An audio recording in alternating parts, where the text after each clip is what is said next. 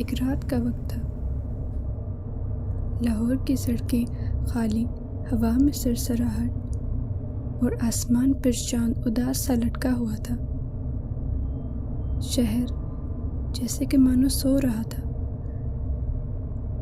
लेकिन उस खामोशी में एक ऐसी बात छुपी थी जैसे कोई पुरानी कहानी जिंदा होने वाली हो। एक डेस्क लैंप की रोशनी में बैठा रयान कुछ सोच रहा होता है।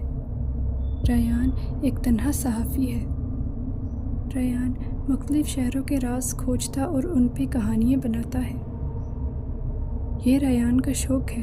वो सिर्फ कहानियाँ बनाता नहीं, उन्हें महसूस करता है।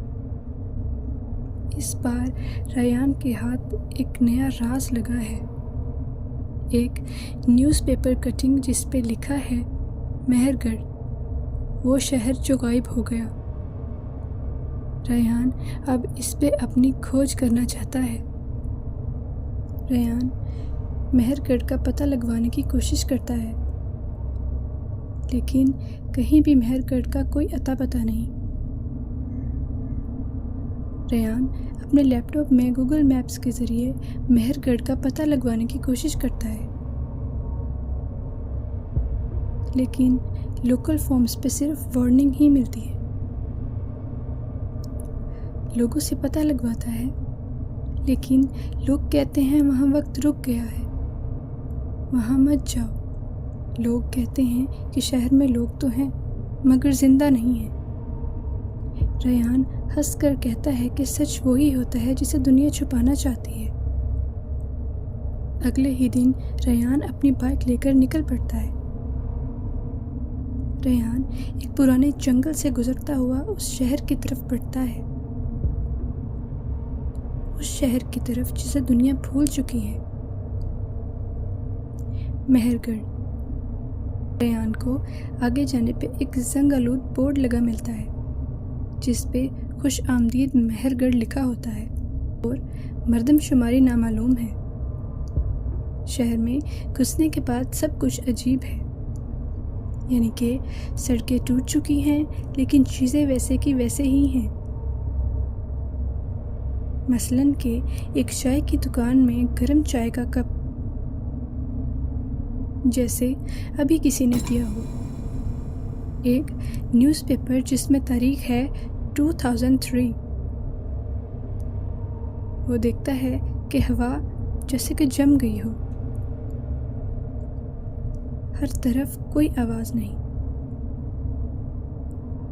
लोग हैं लेकिन हिल नहीं रहे। ये शहर जिंदा तो है लेकिन वक्त इसमें मर चुका है। कुछ आगे चलने के बाद उस शहर में यहाँ वहाँ घूमने के बाद वो एक पुरानी हवेली के सामने से गुजरता है। वो पुरानी हवेली के अंदर दाखिल होता है। वो देखता है कि एक छोटी सी बच्ची खिड़की के पीछे खड़ी होती है। उसकी आंखें सीधा रयान की तरफ हैं।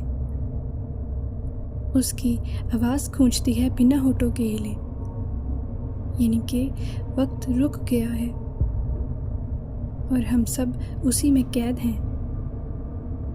रयान पीछे मुड़ता है तो कोई नहीं होता। उसे मालूम नहीं कि आवाज़ कहाँ से आई, मगर जब वापस देखता है तो वो लड़की वहाँ मौजूद नहीं होती, यानी कि खिड़की खाली होती है। इस सारी सिचुएशन से रयान बहुत घबरा जाता है।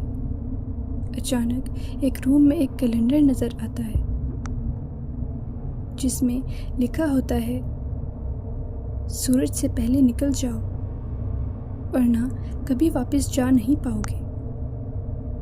रयान कैमरा निकालता है और रिकॉर्डिंग करना शुरू करता है, मगर वो हैरान रहता है कि हर वीडियो में कुछ अजीब दिखता है, यानी कि एक औरत जिसका चेहरा दिखाई ही नहीं देता, और तो और एक आदमी जो हवा में झूल रहा है, और वो बच्ची जो उसे खिड़की में दिखाई दी हर जगह दिखाई देती है। रयान समझ जाता है कि ये शहर सिर्फ दुनिया से ही नहीं वक्त से भी छुप गया है, लेकिन वो लोग रयान को देख पा रहे हैं। ये सारी सिचुएशन देख के रयान खौफज़दा होकर वहाँ से भाग जाता है। रयान दौड़ता हुआ वहाँ से निकलता है। वो देखता है कि शहर का नक्शा बदल रहा है और तो और गलियां भी घूम रही हैं, इमारतें पास आती जा रही हैं। वो जगह ढूंढने की कोशिश करता है जहाँ से वो दाखिल हुआ था, मगर वो शहर उसे वापस जाने नहीं दे रहा। वो थक हार के एक जगह बैठ जाता है और दुआ करता है कि इस बार वो निकल गया तो वापस नहीं आएगा।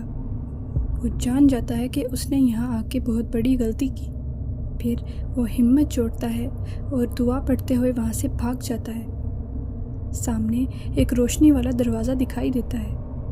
रयान उस दरवाजे से निकल जाता है। दिन का वक्त है।